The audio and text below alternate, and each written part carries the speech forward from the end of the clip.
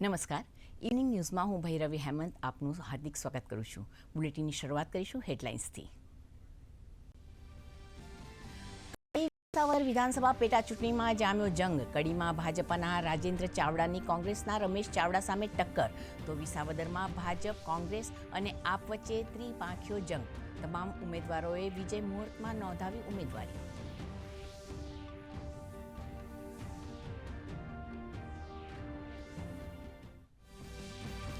મુખ્યમંત્રી ભૂપેન્દ્ર પટેલની ઉપસ્થિતિમાં જૂનાગઢના વિસાવદરમાં ભાજપનું વિજય સંકલ્પ સંમેલન.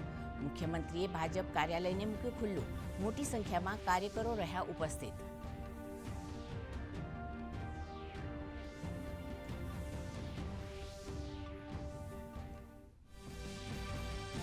આત્મવિશ્વાસથી ભરેલ ભારતીય વિમાનન ક્ષેત્ર ઝડપથી વધી રહ્યું છે આગળ. આઈએટીએની 81મી વાર્ષિક બેઠકને પ્રધાનમંત્રી નરેન્દ્ર મોદીનું સંબોધન. કહ્યું, ઉડાન યોજનાની સફળતા વિમાનન ક્ષેત્રનો સ્વર્ણિમ અધ્યાય. પ્રધાનમંત્રીએ વિમાનન ક્ષેત્રે માળખાગત સુવિધાઓમાં થયેલ વિકાસની કરી વાત. પ્રધાનમંત્રી નરેન્દ્ર મોદીએ ઉડ્ડયન ક્ષેત્રે મહિલાઓની વધી રહેલ ભાગીદારીની કરી પ્રશંસા. કહ્યું, ભારતમાં 15% પાયલટ મહિલા, જે વૈશ્વિક એવરેજથી 3 ગણી વધારે, તો આ ક્ષેત્રે સુરક્ષાને ગણાવી ભારતની પ્રાથમિકતા.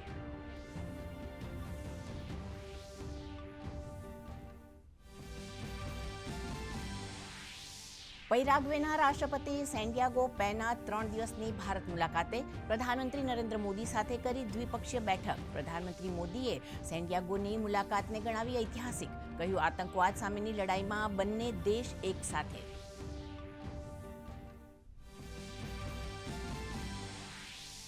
જેઈઈ એડવાન્સની પરીક્ષાનું પરિણામ જાહેર. ટોપ 100માં 7 ગુજરાતના વિદ્યાર્થીઓનો સમાવેશ. અમદાવાદનો મોહિત ઓલ ઇન્ડિયા રેન્કમાં 12મા ક્રમ સાથે ગુજરાતમાં પ્રથમ, તો સુરતનો આગમ શાહ ઓલ ઇન્ડિયા રેન્કમાં 17મા ક્રમ સાથે બીજા ક્રમે.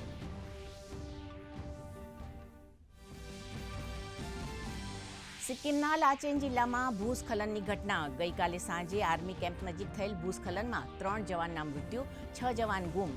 રાહત બચાવ કામગીરી ચાલુ. તો અસમના મુખ્યમંત્રી હેમંત બિસ્વાએ પૂરગ્રસ્ત વિસ્તારની લીધી મુલાકાત.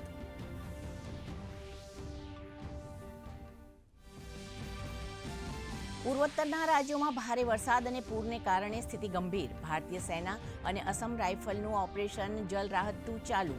બાળકો અને વડીલો સહિત 500 લોકોનું કર્યું રેસ્ક્યુ. એનડીઆરએફ, એસડીઆરએફ અને ભારતીય સેના દ્વારા રાહત અને બચાવ કામગીરી યથાવત.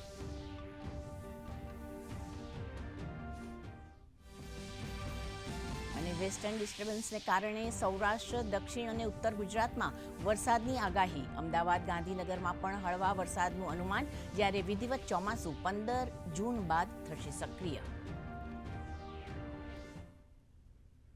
જોઈએ સમાચાર વિગતવાર. વિસાવદર અને કડી વિધાનસભા પેટા ચૂંટણી માટે ત્રણેય રાજનૈતિક પાર્ટીઓએ પોતાના દાવેદાર ઊભા કરતા ત્રિપાંખિયો જંગ જામ્યો છે. પેટા ચૂંટણીમાં ભાજપ અને કોંગ્રેસ બંનેએ રવિવારે મોડી રાત્રે કડી બેઠક પર ઉમેદવાર જાહેર કર્યા હતા. ત્યારે જોઈએ આ બંને બેઠકો પરનો ખાસ અહેવાલ.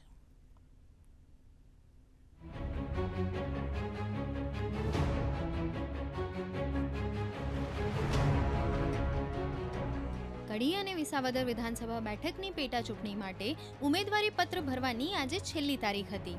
ત્યારે ગઈકાલે મોડી રાત્રે ભાજપે કડીમાં રાજેન્દ્ર ચાવડા તેમજ વિસાવદરમાં કિરીટ પટેલને ટિકિટ આપી હતી. તો કોંગ્રેસે કડીમાં પૂર્વ ધારાસભ્ય રમેશ ચાવડા તેમજ વિસાવદરમાં ભેસાણ તાલુકા પ્રમુખ નીતિન રાણપરિયાને ઉમેદવાર બનાવ્યા છે. બીજી તરફ આમ આદમી પાર્ટી તરફથી વિસાવદરમાં ગોપાલ ઇટાલિયા અને કડીમાં જગદીશ ચાવડા ધારાસભ્ય પદની ચૂંટણી લડશે. વિસાવદરથી ભાજપના ઉમેદવાર કિરીટ પટેલના સમર્થનમાં ભાજપે વિજય સંકલ્પ સંમેલન યોજ્યું હતું. વિસાવદરથી ભાજપના ઉમેદવાર કિરીટ પટેલે મુખ્યમંત્રી ભૂપેન્દ્ર પટેલની ઉપસ્થિતિમાં ઉમેદવારી પત્ર ભર્યું હતું, જેમાં વિસાવદરથી ભાજપના ઉમેદવારને વિજેતા બનાવવા મુખ્યમંત્રી ભૂપેન્દ્ર પટેલે અપીલ કરી હતી. જ્યારે વિસાવદરમાં કોંગ્રેસ ઉમેદવાર નીતિન રાણપરિયાએ ઉમેદવારી પત્ર ભર્યું, ત્યારે પરેશ ધાનાણી, ઇન્દ્રનીલ રાજ્યગુરુ સહિતના કોંગ્રેસના નેતાઓ હાજર રહ્યા હતા. આમ આદમી પાર્ટી હોય કે કોંગ્રેસ પાર્ટી હોય, એને હરાવી અને ભારતીય જનતા પાર્ટી અમારા વિસ્તારમાં વિકાસની રાજનીતિ તરફ અમે આગળ વધશું, એનો હું આપ સૌને વિશ્વાસ અપાવું છું. પાર્ટીએ આ કસોકસ વાળી ચૂંટણીમાં, જ્યારે ગુજરાતમાં એક જ સીટની ચૂંટણી હોય, આખા ગુજરાતની નજર વિસાવદર ઉપર હોય, સામેના ઉમેદવાર એવા સબળ હોય અને મારી પર ભરોસો મૂકીને મને જે ટિકિટ આપી છે એના માટે હું દિલથી તનતોડ મહેનત કરીશ. વાત કરીએ કડીની તો કડીમાં કોંગ્રેસના ઉમેદવાર રમેશ ચાવડાએ ફોર્મ ભર્યું હતું.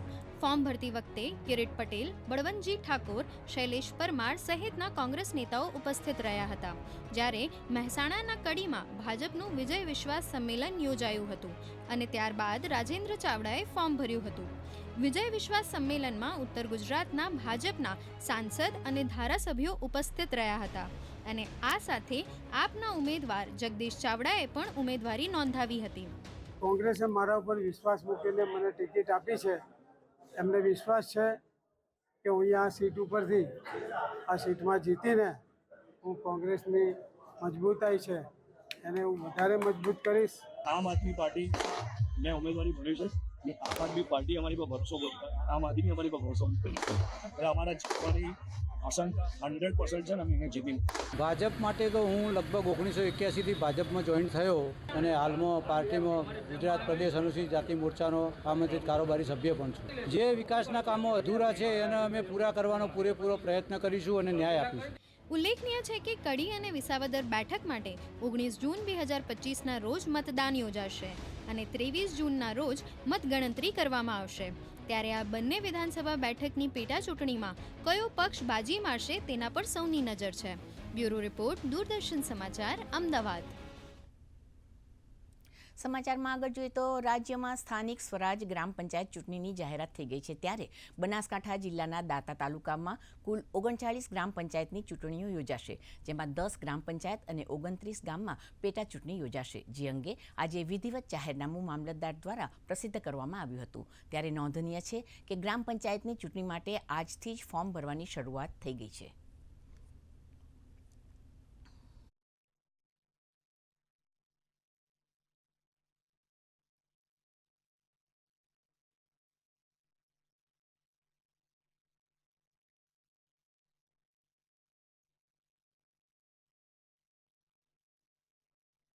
દાંતા તાલુકામાં અંબાજી સહિત દાંતા તાલુકામાં ચૂંટણી યોજાવાની છે, જેમાં દાંતા તાલુકામાં કુલ 39 ગ્રામ પંચાયતની ચૂંટણી યોજાવાની છે, જેમાં 10 ગ્રામ પંચાયતોમાં આખી સરપંચ તથા વોર્ડ સહિતની પૂરી ચૂંટણી યોજાશે, જ્યારે 29 ગ્રામ પંચાયતોમાં પેટા ચૂંટણી યોજાવાની છે.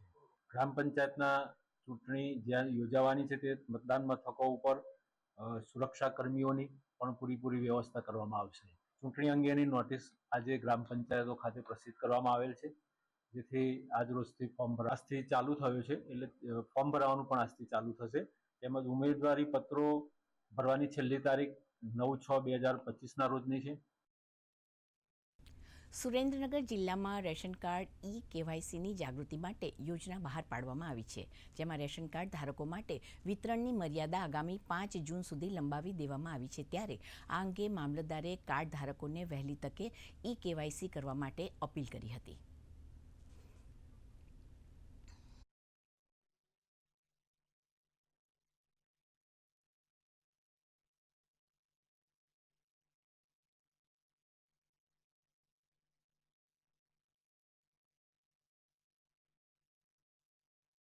રાષ્ટ્રીય અન્ન સુરક્ષા કાયદા 2013 હેઠળ સમાવેશ તમામ લાભાર્થીઓના હિતમાં આ મુદતમાં વધારો કરીને તારીખ 5 જૂન 2025 સુધી તેને લંબાવેલ છે, જેથી તમામ NFSA લાભાર્થીઓને તારીખ 5 જૂન 2025 સુધી માહે જૂન 2025 માટે યોજનાનો લાભ લેવા માટે અમે તમામ રેશન કાર્ડ ધારકોને જે છે જિલ્લા પુરવઠા તંત્ર વતી હું અનુરોધ કરું છું. આ સાથે હું આપને જણાવવા માંગુ છું કે આપણા સુરેન્દ્રનગર જિલ્લામાં જે NFSA રેશન કાર્ડ ધારકો છે એમનું 88.9% જેવું KYC જે છે આપણે પૂર્ણ કરી ચૂક્યા છીએ. પાટણ જિલ્લામાં પ્રધાનમંત્રીના કેચ ધ રેઇન અભિયાન અંતર્ગત પાણીનું જળસ્તર વધારવા કામગીરી હાથ ધરવામાં આવી છે, જેમાં વરસાદી પાણીને જમીનમાં ઉતારવા અને જળસ્તરને ઊંચું લાવવા સિંચાઈ વિભાગ દ્વારા તળાવો અને ચેકડેમ તૈયાર કરવામાં આવ્યા છે. જિલ્લામાં 10,000 ખાડાઓ ખોદવા, બંધ બોર રિચાર્જ કરવા અને તળાવો ઊંડા કરવાનું ખાસ આયોજન કરવામાં આવ્યું છે. આ અંગે કેબિનેટ મંત્રી બળવંતસિંહ રાજપૂતે જણાવ્યું હતું કે આ કાર્યમાં ધારાસભ્યની 50 લાખની ગ્રાન્ટનો પણ ઉપયોગ કરવામાં આવશે.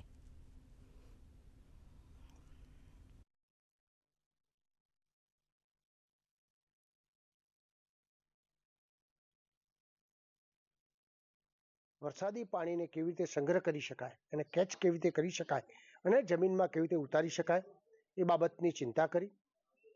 આદરણીય કેન્દ્ર સરકારમાં CR પાટીલ સાહેબે ચિંતા કરીને એક ગાઈડલાઈન બહાર પાડી છે. એ મુજબ આદરણીય ભૂપેન્દ્રભાઈ પટેલ સાહેબે દરેક ધારાસભ્યશ્રીને આ ફેર 1.5 કરોડના 2.5 કરોડ રૂપિયા કર્યા છે. એમાં 50 લાખ રૂપિયા તમામ ધારાસભ્યશ્રીએ આ બાબતે પાણીના વાપરવા એનો પરિપત્ર પણ હમણાં કરવામાં આવ્યો છે. પાટણ જિલ્લામાં 10,000 જેટલા સોર્સ કુવા થકી અને ચેકડેમ અને આડબંધ અને તળાવ ઊંડા કરવાની કામગીરી થકી જળ સ્તર ઊંચું લાવવાના પ્રયત્નો કરવા સરકાર ખૂબ જ પ્રયત્નશીલ છે. ત્યારે પાટણ જિલ્લામાં વરસાદી પાણી જમીન ઉતારવા માટે ખૂબ જ સારા પ્રયત્નો જળ સુધારણા કરવામાં આવી રહ્યા છે.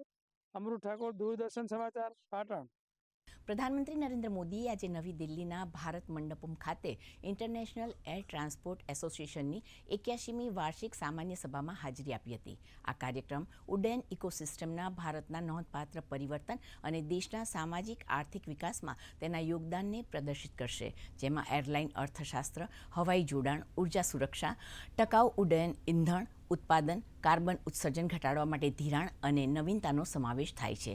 આ પ્રસંગે પ્રધાનમંત્રીએ કહ્યું કે વૈશ્વિક હવાઈ પરિવહન ઉદ્યોગમાં ભારતના ઉડ્ડયન ક્ષેત્રની અગ્રણી ભૂમિકા છે. ભારત વૈશ્વિક એરોસ્પેસ કામગીરીમાં અગ્રણી શક્તિ તરીકે ઉભરી રહ્યું છે. હવે ભારત વિશ્વનું ત્રીજું સૌથી મોટું સ્થાનિક ઉડ્ડયન બજાર બની ગયું છે.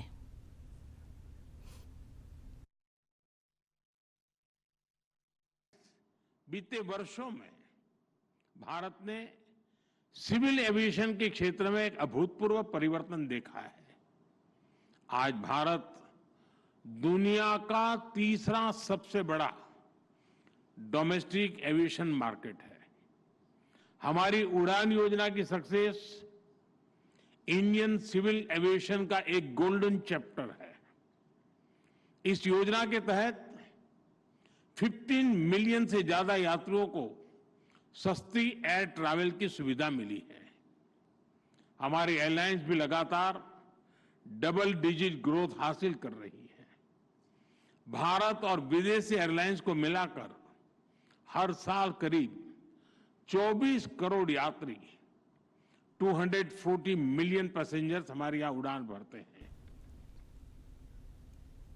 પેરાગ્વેના રાષ્ટ્રપતિ આજથી ભારતની 3 દિવસીય મુલાકાતે છે. ત્યારે પ્રધાનમંત્રી નરેન્દ્ર મોદી અને પેરાગ્વેના રાષ્ટ્રપતિ સેન્ડિયાગો પેના પેલાસિયોસે આજે નવી દિલ્હીમાં પ્રતિનિધિ મંડળ સ્તરની વાતચીત કરી હતી. આ દરમિયાન બંને નેતાઓએ દ્વિપક્ષીય સંબંધોના તમામ પાસાઓની સમીક્ષા કરી હતી.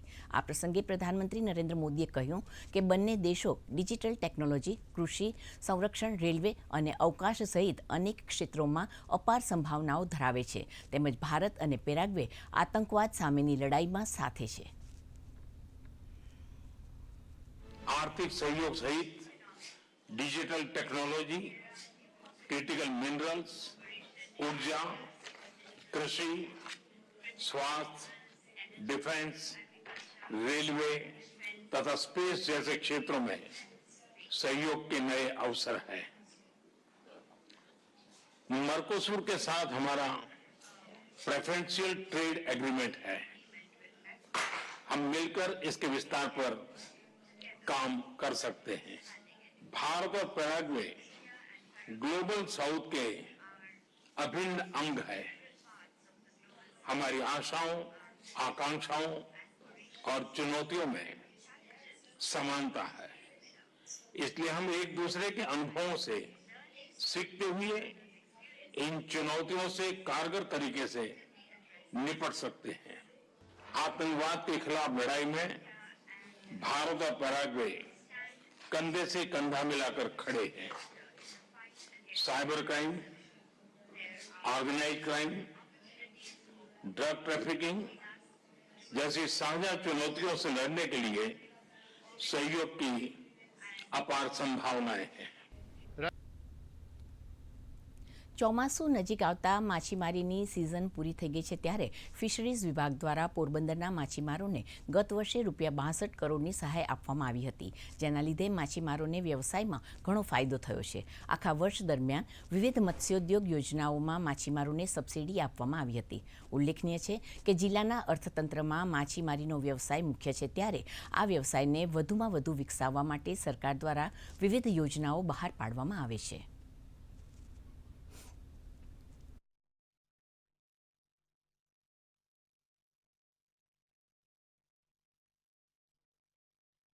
કુલ લગભગ 8 થી 10 પ્રકારની અલગ અલગ સબસિડીઓ માછીમારોને આપવામાં આવે છે.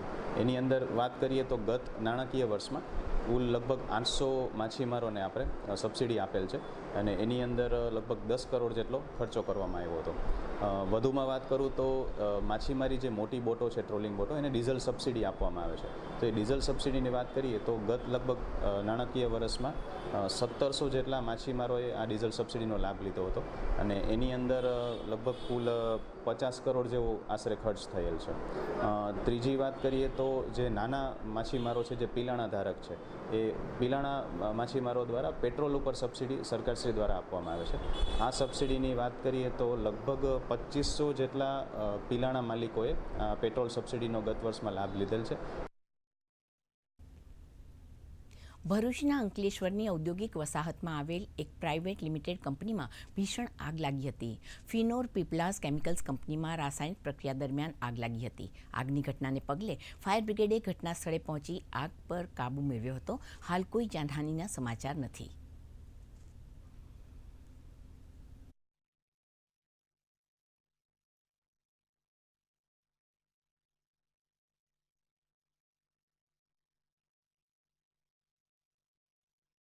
આજરોજ અંકલેશ્વર જીઆઈડીસી કેમિકલ કંપનીમાં અચાનક આગ 12:30 જેટલા સુમારે લાગી હતી અને આગ કયા કારણસર લાગી તે જાણી શકાયેલ નથી.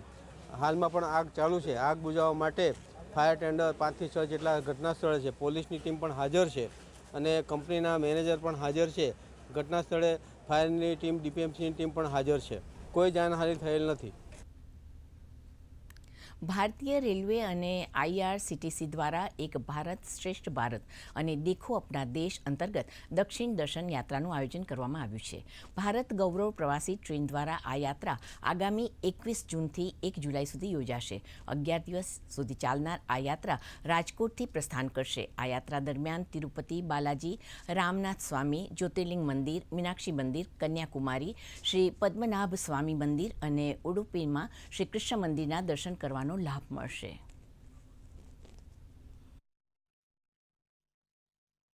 हमने एक भारत गौरव ट्रेन शुरू करी है जो साउथ इंडिया लेके जाएगी. तो वहाँ के जितने भी रिलीजियस डेस्टिनेशन वहाँ लेके जाएंगे हम पैसेंजर्स को. ये ट्रेन चलेगी 21 जून से. राजकोट से निकलेगी. बीच में पैसेंजर्स को अलग अलग स्टेशन से भी बोर्ड करने की सहूलियत होगी. मुंबई के भी कोई पैसेंजर्स होंगे तो वो लोग भी वैसे के आगे से सारे स्टेशन से हमारे दिए हुए, तो वहाँ से भी वो लोग बोर्ड कर पाएंगे. ये जो भी पैकेज हमारा है वो LTC बाद है और इसमें इंश्योरेंस भी कवर्ड है. कोई भी एक्सीडेंट है या कोई बीमार हो गया, कुछ हो गया, तो उसको हम लोग टेक केयर कर लेंगे. ગુજરાત રાજ્ય યોગ બોર્ડ દ્વારા આવતીકાલે નડિયાદમાં આવેલા BAPS સ્વામિનારાયણ મંદિર યોગી ફાર્મમાં સવારે 5:30 થી 7:30 દરમિયાન યોગ શિબિર યોજાશે, જેમાં 5000ને જન સમુદાય જોડાય તેવું આયોજન કરાયું છે. આ અંગે ગુજરાત રાજ્ય યોગ બોર્ડના ચેરમેન શિષપાલજીએ જણાવ્યું કે પ્રધાનમંત્રી નરેન્દ્ર મોદીએ આપણી યોગ પરંપરાને વૈશ્વિક ઓળખ અપાવી છે. તેના પગલે 21 જૂને આંતરરાષ્ટ્રીય યોગ દિવસ તરીકે સમગ્ર વિશ્વમાં ઉજવણી થાય છે. ગુજરાતના મુખ્યમંત્રી ભૂપેન્દ્રભાઈ પટેલે મેદસ્વીતા મુક્ત ગુજરાત, સ્વસ્થ ગુજરાતનો સંકલ્પ લીધો છે. તેના પગલે ગુજરાત યોગ બોર્ડ દ્વારા પણ આ સંકલ્પ લોકો સુધી લઈ જવા યોગ શિબિરો યોજી લોકોને યોગ માટે જાગૃત કરવામાં આવી રહ્યા છે. ગુજરાત રાજ્ય સરકારે, ગુજરાત રાજ્યના મુખ્યમંત્રી આદરણીય ભૂપેન્દ્રભાઈ પટેલે વિધાનસભામાં ઘોષણા કરી કે આ વર્ષ અમે સ્વસ્થ ગુજરાત, મેદસ્વીતા મુક્ત ગુજરાત અભિયાન તરીકે આખા ગુજરાતમાં સેલિબ્રેશન કર્યું છે. ગુજરાત રાજ્ય યોગ બોર્ડે એ સંદર્ભમાં મેદસ્વીતા મુક્ત કરવા માટેના અભિયાન આખા ગુજરાતમાં ચલાવ્યું છે અને કાલે નડિયાદ મહાનગરપાલિકામાં 3 જૂન ન્યૂ BPS મંદિર યોગી ફાર્મ પાસે એક મોટા યોગ શિબિરનું આયોજન કર્યું છે. તો મિત્રો યોગ અમને સ્વાસ્થ્ય આપે છે, યોગ અમને શક્તિ આપે છે, યોગ શારીરિક અને માનસિક રોગોથી મુક્તિ આપે છે. રાજ્ય સરકારના નાણાં વિભાગ અને ભારતીય ડાક વિભાગ વચ્ચે થયેલ સમજૂતી મુજબ પેન્શનરો માટે ડિજિટલ જીવન પ્રમાણપત્ર નિઃશુલ્ક કાઢી આપવામાં આવી રહ્યું છે. ત્યારે વડોદરા શહેરમાં પણ પોસ્ટ વિભાગની વિવિધ કચેરીઓમાં ડિજિટલ લાઈફ સર્ટિફિકેટ કાઢી આપવામાં આવે છે. ઉપરાંત વયસ્ક અને અશક્ત પેન્શનરોને ઘરે જઈને ડીએલસી જનરેટ કરી આપવામાં આવી રહ્યા છે. વડોદરા પશ્ચિમ વિભાગની 258 ગ્રામીણ પોસ્ટ ઓફિસ તેમજ શહેરી અને તાલુકા કક્ષાની 35 પોસ્ટ ઓફિસ દ્વારા આ સેવા નિઃશુલ્ક પૂરી પાડવામાં આવી રહી છે.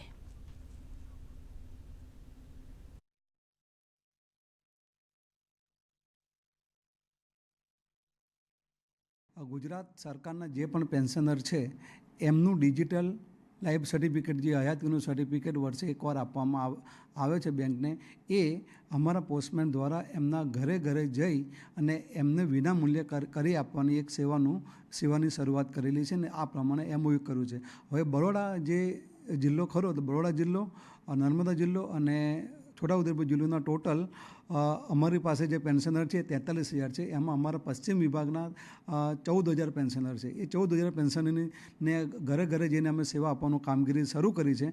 જે માણસ ઉંમરલાયક હોય, વધારે વૃદ્ધત્વ થયેલા હોય, કોઈને સંભળાતું ના હોય, આ બધાને બેઠા ઘેર બેઠા સેવા મળે એ અતિશય ધ બેસ્ટ કહેવાય. આવી સગવડ તો અમને મળી છે તે અમને તો એવું જ લાગે છે કે અમારા લાઈફને માટે ઘણું સુંદર. હવે અમારે બેંકમાં કોઈ પણ જગ્યાએ ધક્કા ખાવાના કંઈ નહીં, અને રૂબરૂ એટ અ મોમેન્ટ સર્ટિફિકેટ અમને હયાતીનું મળી જાય. અમદાવાદ શહેરમાં કોરોના કેસોમાં વધારો થઈ રહ્યો છે. શહેરમાં કુલ 197 એક્ટિવ કેસો છે, તેમજ કોરોનાથી 2 મહિલાના મૃત્યુ થયા છે. આ અંગે અમદાવાદ હેલ્થ ઓફિસર ભાવિન સોલંકીએ વિગતે માહિતી આપી હતી. લાસ્ટ ડે દરમિયાન ટોટલ 50 જેટલા કોરોનાના કેસીસ રિપોર્ટ થયેલા છે, અને હાલમાં 197 કોરોનાના એક્ટિવ કેસીસ અમદાવાદ શહેરમાં અત્યારે રજીસ્ટર્ડ થયેલા છે.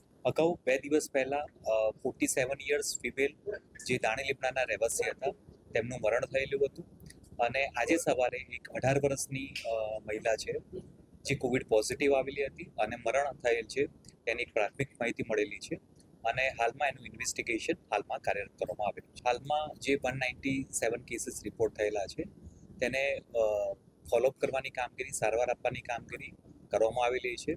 મુખ્યત્વે તમામ કેસીસ હોમ આઇસોલેશનમાં રાખવામાં આવેલા છે.